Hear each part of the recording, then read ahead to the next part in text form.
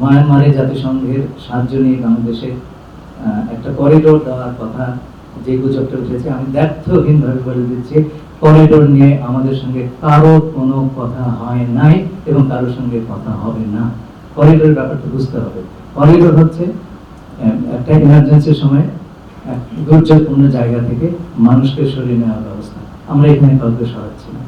আমরা যেটা করছি, যেহেতু আরাকানে কোন সাহায্য সহযোগিতা এইড এর উপকরণ অন্যান্য সাপ্লাই দিয়ে দেওয়া সম্ভব হচ্ছে না, জাতিসংঘ আমাদেরকে এইটুকুই বললো যে আপনারা এই সাহায্য, যেটা তারা তো সাহায্য দিয়েই যাচ্ছে আপনার রোহিঙ্গাদেরকে গত 7-8 বছর ধরে, সেটা চোখের সামনে।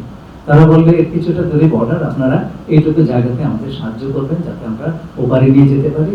জাতিসংঘ তার বিভিন্ন সহযোগীদের মাধ্যমে রাখাইনের ভেতরে যে চ্যানেলগুলো আছে তারা সেটা এবং সেটা দিয়ে তারা এই মানবিক সাহায্য পৌঁছে